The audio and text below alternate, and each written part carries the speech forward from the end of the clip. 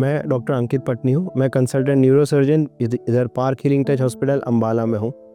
तो आज हम बात करेंगे ब्रेन ट्यूमर्स के बारे में। ब्रेन ट्यूमर्स दो तरह के हो सकते हैं, या तो वो बिनाइन है मतलब कि कैंसर नहीं है, या दूसरी तरह के होते कि जो है कि कैंसर हो सकता है। दोनों ही टाइप के ट्यूमर्स में चाहे कैंसर हो या ना हो, इसमें कुछ कॉमन लक्षण है जिसे हमें बहुत ज़्यादा ध्यान से हमें याद रखना है। क्या लक्षण हो सकते?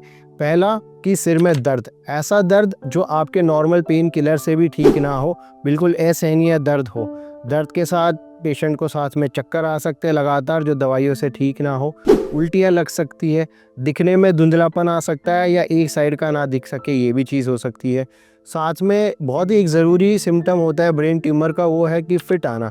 मरीज को जिस साइड ट्यूमर है उसके दूसरे साइड में फिट आते हैं या फिर पूरे बॉडी में फिट्स आ सकते हैं।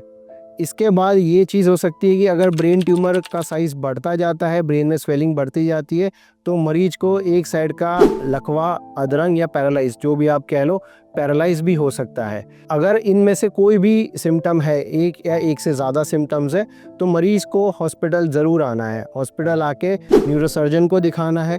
न्यूरोसर्जन देखेगा, इन सिम्टम्स को इवैल्यूएट करेगा और उसके बाद में उचित समझेगा वैसे सीटी स्कैन या एमआरआई कराएगा।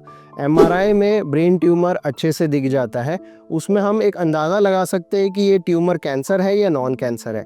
चाहे किसी भी प्रकार का ट्यूमर हो, ट्यूमर का जो मेन ट्रीटमेंट है वो ऑपरेशन ही है।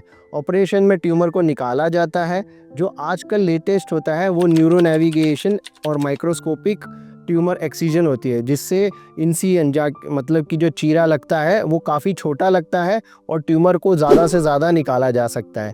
इससे साइड इफ़ेक्ट्स भी कम है, प्लस हमें ट्यूमर मिल जाता है। ट्यूमर का जो बायोप्सी है हम उसके से कर सकते हैं। बायोप्सी के बाद पता चलेगा कि ये ट्यूमर कैंसर है या नॉन कैंसर है। अगर तो कैंसर है फिर तो इसकी आगे ट्रीटमेंट चलेगी, अगर नॉन कैंसर है फिर इसमें आगे ट्रीटमेंट की ज़रूरत नहीं होती है।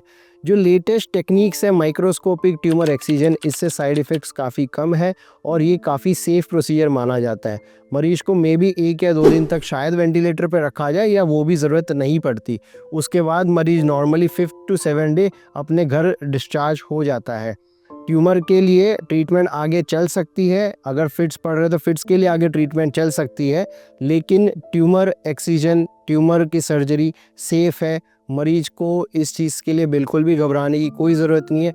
एंड अगर कोई भी सिम्टम्स हो जो हमने बताया ट्यूमर की, इसमें से कोई भी सिम्टम है, तो हॉस्पिटल अवश्य आना है।